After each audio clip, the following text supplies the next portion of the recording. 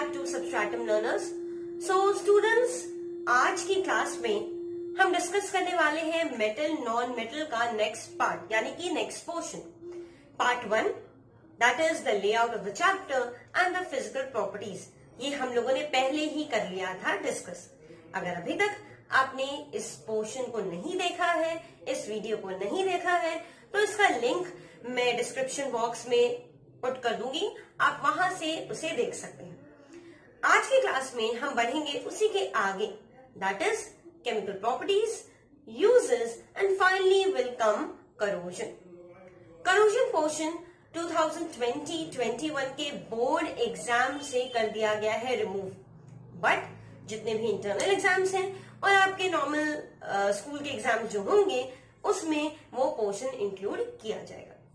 तो दोनों पोर्शन को दिमाग में रखते हुए, that is discussing both about boards as well as your home exams, हम लोग आज की क्लास को शुरू करते हैं। तो आइए सबसे पहले बिना आपका और अपना टाइम वेस्ट किए हम शुरुआत करते हैं chemical properties of metal and non metal से।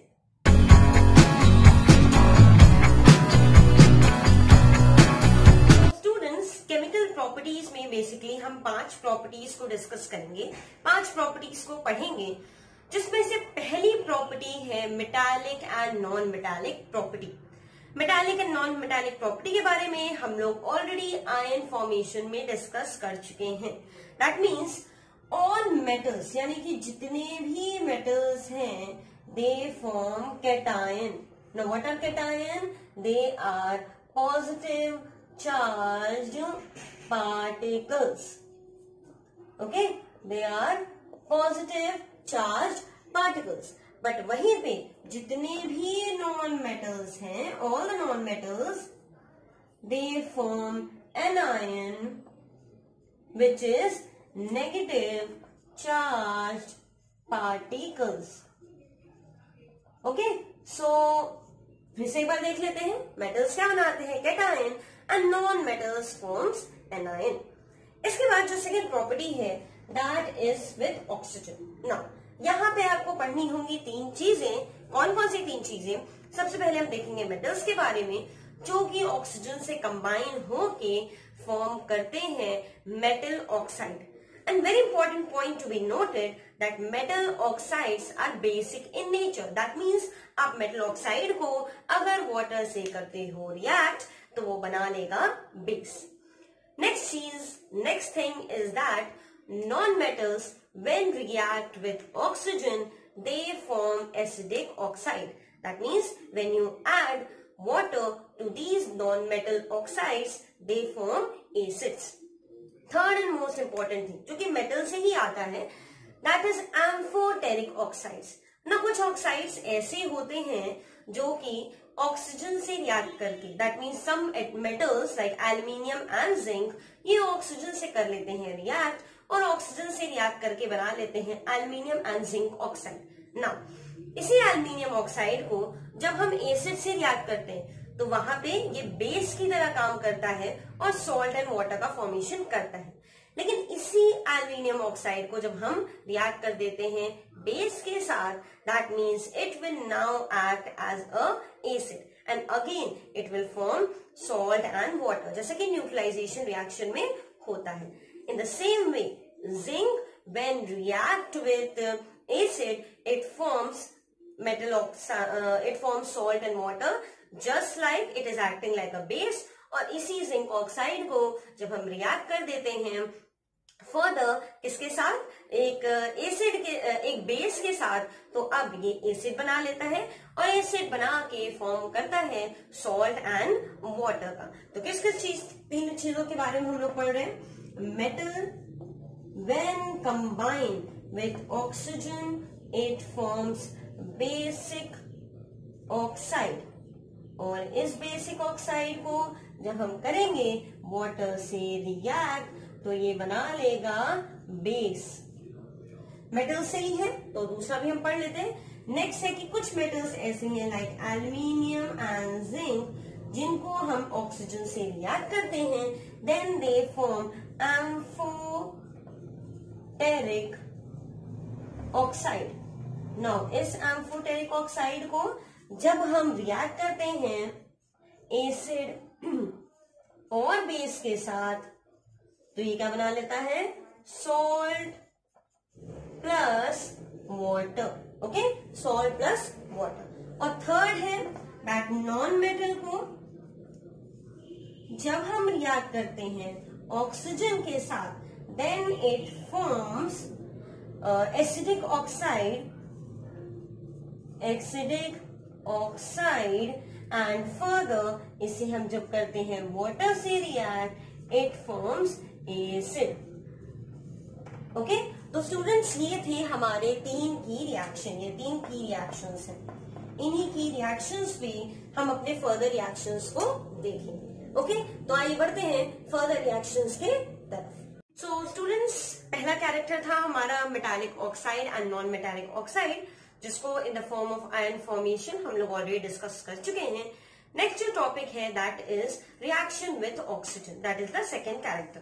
तो हम लोग मेटल और नॉन मेटल साइमल्टेनियसली डिस्कस करते हुए चल रहे हैं, ताकि इन the form of difference also आप उसको इजिली समझ सको और फाइनली डिफरेंस के फॉर्म में उसको पुट कर सको. तो आइए देखते हैं कि अगर मेटल को ऑक्सीजन से रिएक्ट करेंगे तो बनेगा क्या, metallic oxide. And this metallic oxide is basic oxide, that means it is basic in nature. फिर इस बेसिक ऑक्साइड को अगर करेंगे वाटर से रिएक्ट तो ये बना लेगा बेस. ओके, ना वन बाय वन हम एग्जाम्पल को डिस्कस करेंगे. सबसे पहले हम ये पार्ट से देखेंगे, दैट इज के से लेकर K2O तक. Okay, so potassium is there, oxygen से रिएक्ट कर रहे हैं, पोटेशियम ऑक्साइड बन रहा है. Balancing is very very very important. Okay, so ये हो गया हमारा पोटेशियम ऑक्साइड का फॉर्मेशन. नाउ पोटेशियम ऑक्साइड एक बार बन गया और इसको हमने वाटर से रिएक्ट कर दिया तो बनेगा क्या, potassium hydroxide, that means KOH. Next one is magnesium oxide, MgO. MgO यानी कि मैग्नीशियम ऑक्साइड को हमने दैट मीन्स Mg को हमने ऑक्सीजन से रिएक्ट किया तो बना क्या, magnesium oxide. Now magnesium oxide को हम वाटर से रिएक्ट करेंगे तो बनेगा magnesium hydroxide. Balancing very important, और आपको कुछ पॉइंट्स याद रखने हैं. पहला, ये किसी भी मेटल को ऑक्सीजन से रिएक्ट करते हैं तो बनता क्या है, metallic oxide, and along with that the metallic oxide is basic in nature. उसके बाद जब हम मेटालिक ऑक्साइड को रिएक्ट करते हैं वाटर से तो बनता क्या है, base is formed. Now students, एक बड़ी ही इंपॉर्टेंट बात है, दैट इज द एक्सेप्शन. और केमिस्ट्री में पूछा क्या जाता है, एक्सेप्शन ही. नॉर्मल रूल्स, नॉर्मल फॉर्मूले नहीं पूछे जाते, पूछे क्या जाते हैं, एक्सेप्शन. यानी कि amphoteric oxide. Now what are amphoteric oxides, oxide which behave as acid and base. यानी कि एसिड के तरह भी बिहेव कर सकता है और बेस के तरह भी बिहेव कर सकता है. बेस के साथ एसिड की तरह बिहेव, एसिड के साथ बेस की तरह behave. Okay, so aluminium oxide Al2O3, इसको रिएक्ट कर रहे हैं हम हाइड्रोक्लोरिक एसिड यानी कि HCl से. बैलेंसिंग फिर से बार बार बोल रहे हैं, बहुत इंपॉर्टेंट है. बनेगा क्या, एल्यूमिनियम क्लोराइड और वाटर. इसी एम्फोटेरिक ऑक्साइड यानी कि Al2O3 को जब हम एक बेस से रिएक्ट करते हैं तो ये एक्ट करता है लाइक एसिड और बनता क्या है, sodium aluminium oxide plus water. तो ये थी बात एल्यूमिनियम के बारे में. अब आइए बात करते हैं जिंक के बारे में, दैट इज Zn. नो, यहाँ पे जिंक ऑक्साइड को अगर हम करेंगे हाइड्रोक्लोरिक एसिड से रिएक्ट तो ये बनेगा जिंक क्लोराइड प्लस वाटर. यानी कि ये पोर्शन तो सेम है, ये पोर्शन वही है, इसमें कोई भी डिफरेंस नहीं है. चेंजेस कहाँ से आ रहे हैं, जब हम इसको रिएक्ट कर रहे हैं वाटर के साथ रिएक्ट करेंगे तो ये बना लेंगे उसके हाइड्रोक्साइड. लेकिन अगर हम उसको एसिड और बेस के साथ रिएक्ट करेंगे तो ये फर्दर आगे का प्रोसीजर होगा. So next one, zinc oxide को सोडियम हाइड्रोक्साइड के साथ रिएक्ट किया तो sodium zinc oxide plus water, ये होंगे हमारे रिएक्शन. तो इनको कर लीजिए जल्दी से नोट, फिर हम आगे बढ़ते हैं नॉन मेटल्स के साथ और देखते हैं कि नॉन मेटल्स जब रिएक्ट करते हैं ऑक्सीजन से तो क्या बनता है। सो नेक्स्ट है हमारा, अगर हम नॉन मेटल को रिएक्ट करते हैं ऑक्सीजन के साथ तो क्या प्रोडक्ट बनता है, तो आइए देखते हैं। So non metal is here and non metal को कर रहे हैं हम ऑक्सीजन के साथ रिएक्ट, तो बन रहा है non metal oxide which is what, which is acidic oxide. Acidic oxide, इस एसिडिक ऑक्साइड को जब हम करेंगे वाटर से रिएक्ट, दैट इज H2O से रिएक्ट करेंगे तो बनेगा एसिडिक ऑक्साइड के जगह मेन जो इसमें बनता है दैट इज एसिड। बनेगा क्या, क्योंकि एसिडिक ऑक्साइड तो यही बन जा रहा है, बनेगा क्या, acid would be form. Okay, चलिए आइए तो कुछ एसिड्स बनाते हैं, देखते हैं एसिड्स का फॉर्मेशन कैसे हो रहा है। सो कार्बन को ऑक्सीजन से रिएक्ट करेंगे, बनेगा क्या, कार्बन डाइऑक्साइड, उसके साथ वाटर, और इसका जो रिजल्ट आएगा दैट इज H2CO3।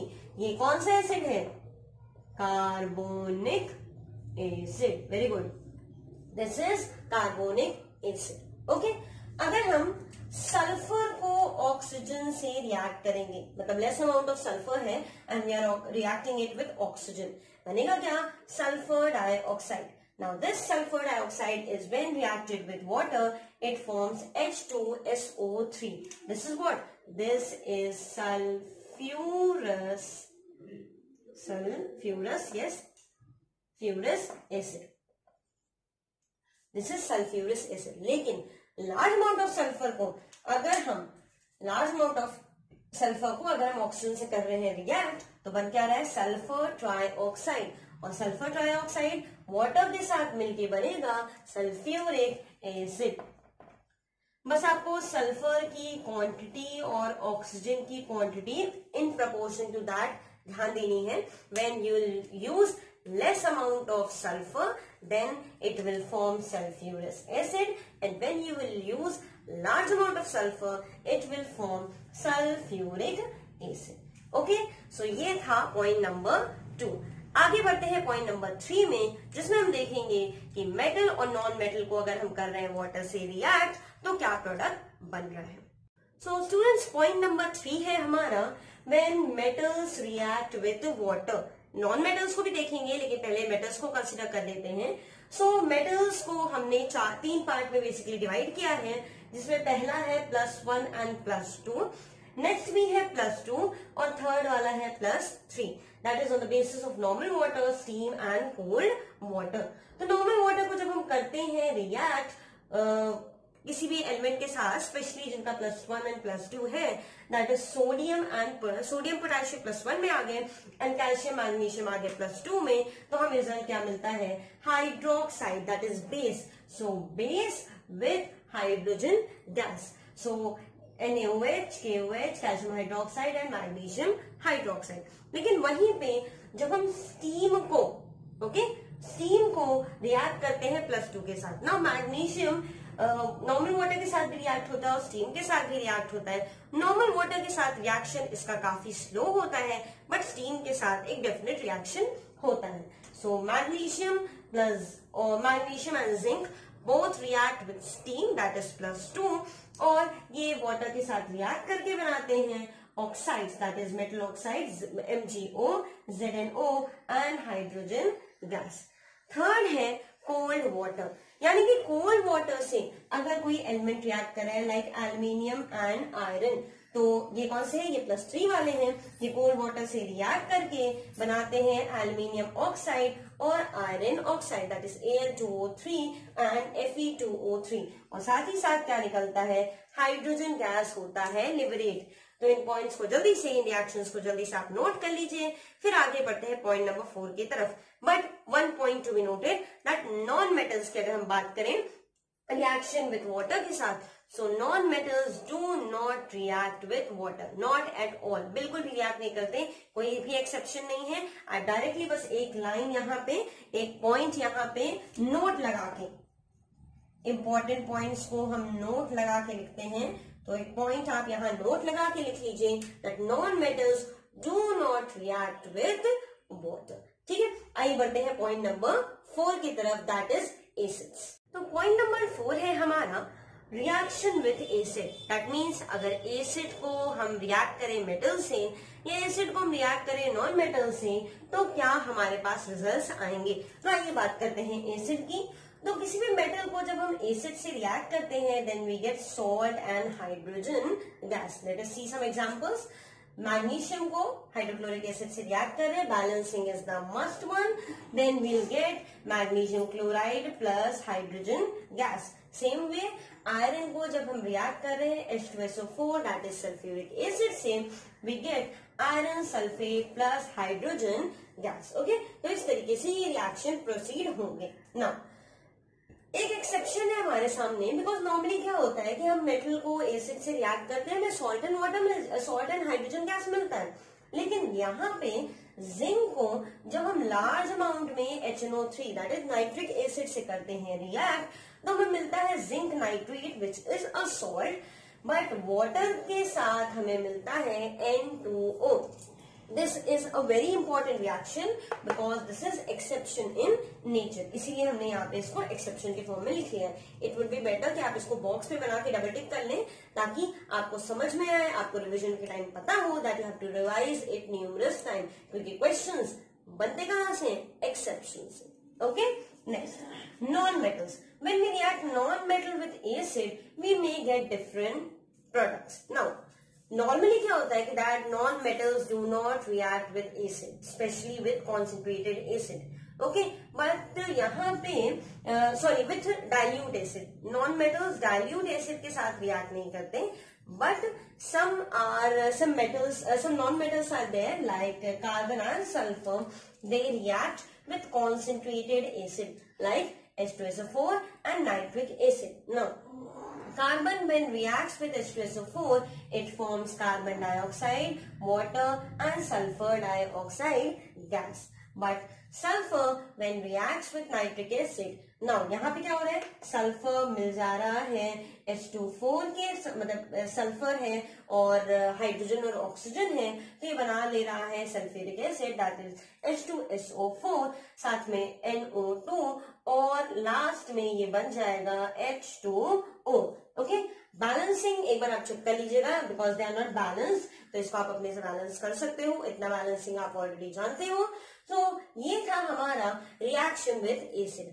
आते हैं अपने पॉइंट नंबर 5 पे, जिसमें हम डिस्कस करेंगे किसके बारे में, अबाउट रिएक्टिविटी सीरीज। तो स्टूडेंट बढ़ते हैं आगे पॉइंट नंबर 5 की तरफ, जिसमें है रिएक्टिविटी सीरीज। ना रिएक्टिविटी सीरीज का मतलब क्या है कि जो एलिमेंट्स ऊपर की तरफ हैं और जो एलिमेंट्स नीचे की तरफ हैं वो एक दूसरे से कैसे करेंगे रिएक्ट। तो यहाँ पे आप कुछ एलिमेंट्स देख रहे हो like potassium, sodium, calcium, magnesium, ये एलिमेंट्स काफी ज्यादा रिएक्टिव इन नेचर हैं। इसी वजह से सोडियम और पोटेशियम को रखा जाता है केरोसिन ऑयल में, बिकॉज ये एयर और वाटर के साथ बहुत विग्रेसली रिएक्ट करके फायर कैच कर लेते हैं। तो ये पूरा रिएक्टिविटी सीरीज है, कैसे करेंगे इसको हम याद। आओ बढ़ते हैं आगे। सो पोटेशियम यानी कि एक पूरा हमने मेथड बनाया है इसको याद करने का। Potassium, sodium, calcium, magnesium, aluminium, copper, zinc, iron, tin, lead, hydrogen, copper, silver and gold. इसको याद कैसे करें, लास्ट में क्या है, गोल्ड। ओके, इसको कैसे करेंगे याद। तो please, P for please, okay, P P दोनों में है। स्टॉप, SO यहाँ पे है तो SO से हो गया सोडियम, स्टॉप। कॉलिंग, CA हो गया कॉलिंग, तो इसको हम अंडरलाइन भी करते जाते हैं।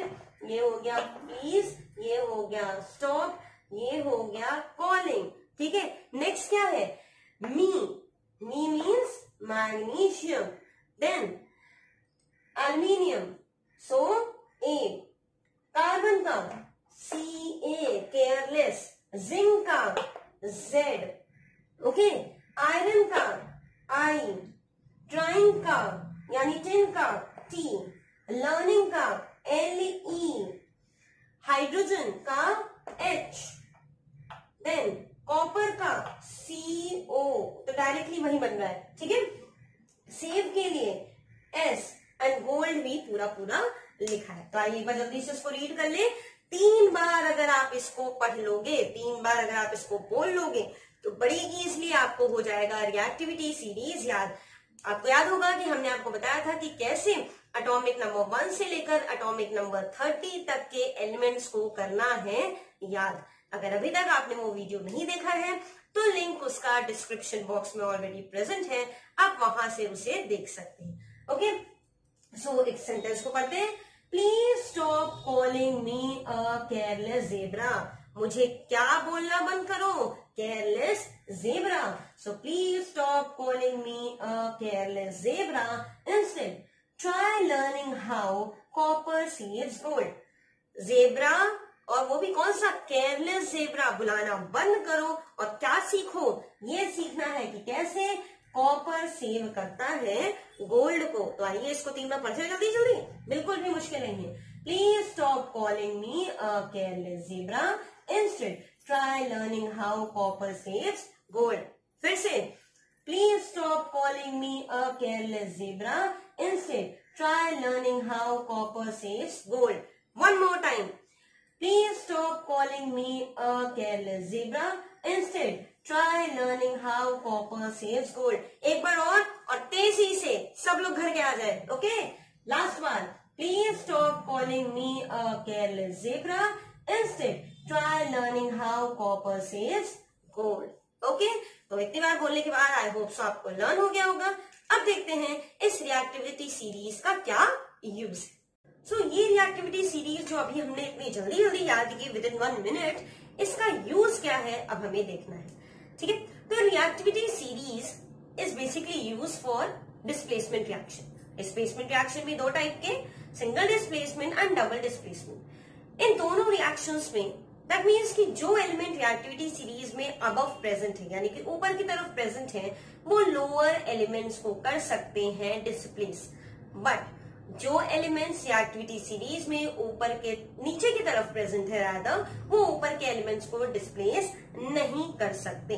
अगर हम एक छोटा सा एग्जांपल लें, लाइक आयरन को हम रिएक्ट कर देते हैं कॉपर सल्फेट के साथ। तो अभी हम लोगों ने याद किया, ठीक है, क्या याद किया? Please stop calling me a careless zebra. ठीक है, बट लर्न या learning how copper saves gold, तो उसमें कौन पहले है? आयरन पहले की तरफ है, ठीक है, और कॉपर नीचे की तरफ है, हाइड्रोजन के नीचे प्रेजेंट है। तो यहाँ पे हमारे पास प्रोडक्ट क्या हो जाएगा? FeSO4 plus copper. ओके, लेकिन अगर हम इसी को चेंज कर दें, दैट मीन्स रिएक्टेंट में कॉपर हो और FeSO4 के साथ ये करे react, so no reaction will take place। Okay, कोई भी रिएक्शन नहीं होगा। एक और एग्जांपल देख लेते हैं। फॉर एग्जांपल, सोडियम को हम रिएक्ट करते हैं आयरन सल्फेट से। ये आयरन सल्फेट जो अभी तक कंबाइन होके और निकल जा रहा था, अब देखते क्या हो रहा है। तो सोडियम को हम रिएक्ट कर रहे हैं आयरन सल्फेट से। अब पूरी रिएक्टिविटी सीरीज में आप देखिए, आयरन बाद में है, सोडियम पहले है, तो प्रोडक्ट क्या बनेगा? Na2SO4। ये Na2 कैसे आया? अगर ये नहीं आपको मालूम है तो please go back to the video of formula formation, उसका लिंक भी आपके डिस्क्रिप्शन बॉक्स में अवेलेबल है। ठीक है, तो यहाँ पे हम इसको बैलेंस कर देंगे और बैलेंस करके आप देखोगे कि आयरन बाहर निकल जाएगा। लेकिन अगर इसी आयरन को हम रिएक्ट कर दें सोडियम सल्फेट से, तो हमारे पास कोई भी प्रोडक्ट नहीं निकलेगा। छोटी सी बात, एक लाइन में ये कह सकते हो कि ऊपर वाला नीचे वाले की जगह ले सकता है, लेकिन नीचे जो लोग हैं, नीचे जो एलिमेंट्स हैं, वो ऊपर के एलिमेंट्स की जगह नहीं ले सकते। Okay, so this was all the 5 chemical properties that we discussed today। अब आगे बढ़ते हैं यूजेस में। तो भाई यूजेस तो है बड़े छोटे से, बहुत थोड़े से, ज्यादा यूजेस आप जानते हो कि यूजेस बहुत सारे हैं, बट आपको यहाँ पे 3 मिनिमम यूजेस सबके पता होने चाहिए इन केस अगर एग्जाम में आता है। वैसे उतना इंपॉर्टेंट नहीं है। पहला यूज, अगर हम मेटल और नॉन मेटल में डिस्कस करें, तो यूजेस में मेटल्स में पहला यूज हो जाएगा आयरन का, जिसमें कि आयरन पूरे वर्ल्ड वाइड हर जगह यूज होता है, बिल्डिंग्स बनाने में यूज होता है, कंस्ट्रक्शन साइट्स पे यूज होता है, देन इतने बड़े बड़े ब्रिजेस बनते हैं, कटलरीज बनाने में, मशीन्स बनाने में iron is widely used. Second is aluminium. So aluminium is highly malleable in nature, उसके इजिली शेड्स प्रिपेयर हो सकती हैं, तो उसको ड्रम्स बनाने में यूज किया जाता है। इवन एल्यूमिनियम फॉइल जो हम घरों पे यूज करते हैं उसमें भी वो यूज होता है। One more is like zinc. Zinc batteries बनती हैं जो इन्वर्टर्स में हम यूज करते हैं। तो ये 3 एग्जाम्पल्स हो गए, आप और भी एग्जाम्पल्स उसमें लिख सकते हो। जितने आपको यूजेस पता है आप उसमें ऐड कर सकते हो, जरूरी नहीं है कि जो 3 यूजेस हमने बताए वही आपको उसमें लिखना है। बात करते हैं अगर नॉन मेटल्स की, तो नॉन मेटल्स में क्लोरीन गैस इज देयर, उसके बहुत सारे यूजेस हैं, लाइक क्लोरीन गैस को बहुत सारे इंडस्ट्रीज में पेस्टिसाइड्स बनाने के लिए यूज होता है, केमिकल्स बनाने के लिए यूज होता है। इसी तरीके से नाइट्रोजन और हाइड्रोजन को कंबाइन करके अमोनिया बनाया जाता है, which is a great fertiliser की तरह एक्ट करता है। Then oxygen gas, everywhere it is used by plants also, by human beings also. Carbon dioxide is again used for photosynthesis. तो ऐसे कोई भी आप 3-4 एग्जाम यूजेस आप खुद से भी चाहो तो लिख सकते हो, और जो हमने बताए उनको भी आप इंक्लूड कर सकते हो। तो student, this was the main portion. अब एक छोटा सा टॉपिक हमारे पास और बचा है, दैट इज कोरोजन। तो आइए आगे बढ़ते हैं कोरोजन की तरफ। तो रस्टिंग का रिएक्शन देख लेते हैं जल्दी से। Reaction that is Fe oxygen के साथ और ट्वाइस वाटर। ट्वाइस वाटर मतलब कि जितना हम लगभग आयरन यूज कर रहे हैं उसका डबल यानी कि लार्ज अमाउंट में वाटर होना चाहिए। सो एट दैट टाइम ये तीनों एक साथ कंबाइन होकर बना लेते हैं ferrous oxide that is Fe2O3, और उसके बाद थोड़े अमाउंट में इसमें वाटर ऑफ क्रिस्टलाइजेशन भी प्रेजेंट होता है, दैट इज X मॉलिक्यूल। जितना आप यहाँ पे यूज कर रहे हो उसका हाफ एज अ प्रोडक्ट यहाँ पे बचता है। नाउ ये मेथड बहुत ही प्रॉब्लमैटिक है, बिकॉज बन क्या जा रहा है, दिस विल फॉर्म रस्ट, और रस्ट धीरे धीरे आपके मेटल को पूरी तरीके से खराब कर देता है। इसकी अगर इंपॉर्टेंस समझनी हो, मान लो कि पूरा एक ब्रिज बना हुआ है आयरन से और उसमें धीरे धीरे रस्टिंग होती जाए, तो एक टाइम ऐसा आएगा कि बहुत जल्दी ही कि जो पूरा आपका ब्रिज है वो टूट जाएगा, और मे भी ऐसा कंडीशन हो सकता है कि रनिंग कंडीशन में हो, लोग उस पर से ट्रैवल कर रहे हो और वो पूरा ब्रिज खत्म हो जाए। ओके, सो इसको प्रिवेंट करने के लिए यूज किए जाते हैं कुछ मेथड्स। तो 6 मेथड्स हमने यहाँ पे आपके सामने प्रेजेंट किए हैं। पहला कौन सा, पेंट एंड ऑयल अप्लाई करके। दैट मीन्स कि जो आपका सरफेस है मेटल का, स्पेशली आयरन का, वो किसी भी ऑक्सीजन एंड वाटर के सरफेस से डायरेक्ट कांटेक्ट में नहीं आएगा। लेकिन paint and oil, specially oil, paint तो आपने एक बार अप्लाई कर दिया आप छोड़ सकते हो, बट ऑयल आपको रेगुलरली अप्लाई करना पड़ेगा, बिकॉज ऑयल धीरे धीरे डिक्रीज खत्म भी होने लगता है। Okay, next is galvanisation. Galvanisation का मतलब होता है कि आयरन के ऊपर जिंक की एक कोटिंग, जिंक की एक लेयर चढ़ा देना। फॉर एग्जाम्पल आयरन की कोई बकेट है और उसको आप रस्टिंग से बचाना चाहते हो, तो एक बड़े से एरिया में जहां पे बड़े से बकेट में जहां पे ऑलरेडी पिघला हुआ मोल्टेन अमाउंट में जिंक हो, उसमें आप उस बकेट को डिप करके बाहर निकाल दीजिए, तो आयरन के ऊपर जिंक की एक लेयर कवर हो जाएगी। Next is tinning. ये भी वही मेथड है, बट यहाँ पे टिन का यूज करते हैं। इसमें यूज होगा जिंक का और इसमें यूज होगा टिन का, ठीक है ना। Next is electroplating. इलेक्ट्रोप्लेटिंग भी वैसा ही है, बट इलेक्ट्रोलिसिस का मेथड है। जिस भी मेटल के ऊपर आपको, या फॉर एग्जांपल आयरन के ऊपर आपको आयरन को बचाना है, आयरन की रस्टिंग से होने से रोकना है, तो उसके ऊपर आप किसी और मेटल की कवरिंग करना चाहते हो, copper, chromium, method of electroplating. तो इसमें नॉर्मल इलेक्ट्रोलिसिस का मेथड होता है। आपको करना क्या है कि जिस चीज पे आपको इलेक्ट्रोप्लेटिंग करनी है उसको आप रखोगे कैथोड पे, बिकॉज सारे पॉजिटिव आयन मेटल्स के कहाँ जाएंगे, कैथोड की तरफ जाएंगे, और उस वेंसल के चारों तरफ, उस बकेट के चारों तरफ एक लेयर बना लेंगे। जैसे कि आप लोगों ने कई बार देखा होगा गोल्ड प्लेटेड स्पून आता है, या gold plated silver plated spoon आता है, तो उसमें क्या करते हैं, उसमें यही इलेक्ट्रोप्लेटिंग का मेथड यूज करते हैं। Is anodising. तो एनोडाइजिंग में भी ऐसा ही होता है, लेकिन वहां पे जैसे आयरन है तो आयरन का ही ऑक्साइड सॉरी, मैग्नीशियम है तो मैग्नीशियम का ही ऑक्साइड, सल्फर है तो मेटल्स की बात कर रहे हैं तो जिंक है तो जिंक का ही ऑक्साइड, मतलब जो मेटल है उसी का एक ऑक्साइड उसके ऊपर चढ़ा देते हैं ताकि फर्दर ऑक्सीडेशन ना हो और वो पूरी तरीके से प्रोटेक्ट रहे। And the last one that is alloying.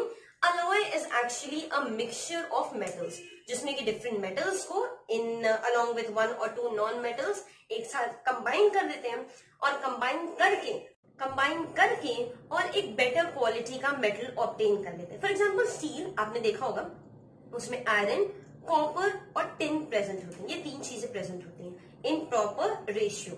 Combine करके अब जो हमारे पास प्रोडक्ट आ रहा है दैट स्टील, और जितने भी आपके कटलरीज हैं या जितने भी हमारे घर के यूटेंसिल्स हैं, इवन बिग मशीन्स, उन सबको स्टील से बनाया जाता है बिकॉज उसके अंदर आयरन की हार्डनेस और टेंसाइल स्ट्रेंथ होती है, साथ ही साथ उसमें रस्टिंग नहीं होता। One more thing is there that is amalgam. Amalgam actually होता क्या है दैट किसी भी मेटल को, स्पेशली जो बहुत ज्यादा रिएक्टिव नहीं होते like gold, silver and platinum, इनको अगर मरकरी के साथ कंबाइन करके, मरकरी के साथ मिला के एक मिक्सचर बनाया जा रहा है। Mercury is what? Mercury is also a metal. तो एक मिक्सचर बनाया जा रहा है, तो उस चीज को कैसे हमारे सामने पोर्ट्रे किया जा रहा है, that means mercury plus any other metal, for example gold, silver and platinum. इसका बेस्ट यूज होता है डेंटिस्ट के पास। जैसे आपके दांत में कोई कैविटी हो गई, उस कैविटी को फिल करना है, तो कैविटी फिल करने के लिए यहीं पे यूज किया जाता है अमलगम का, जहां पे मर्करी के साथ depends upon your budget gold, silver या प्लैटिनम मिक्स करके आपके जो टीथ की कैविटी है उसमें फिल कर दिया जाता है, ताकि वो कैविटी भी पूरी तरीके से फिल हो जाए और फर्दर इन्फेक्शन ना हो। Because gold, silver and platinum ये तीनों रिएक्ट नहीं करते, they are non reactive in nature. Okay, so students, this was all about metal and non-metal. इसके कुछ parts in the form of like ion formation, then bond formation, and then finally metallurgy. 2 parts में इन सब को हमने already इस channel पे post, that is substratum learners पे post किया हुआ है।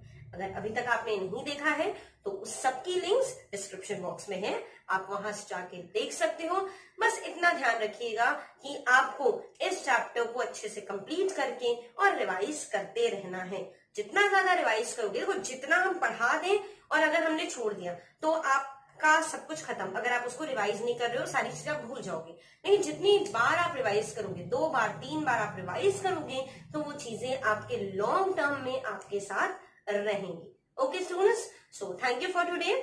इस तरीके से हमारा chapter number 3 that is metal and non metals of class 10th होता है खत्म। बहुत ही जल्द इसके क्वेश्चंस का भी वीडियो मैं आपके सामने पुट करूंगी। सो आज के लिए इतना ही। अगर आपको ये वीडियो पसंद आया हो तो please like the video, share it with your friends ताकि वो भी इसका बेनिफिट ले सके, and subscribe to my channel अगर अभी तक आपने नहीं किया है। Subscribe for many more interesting videos like this. Thank you everyone.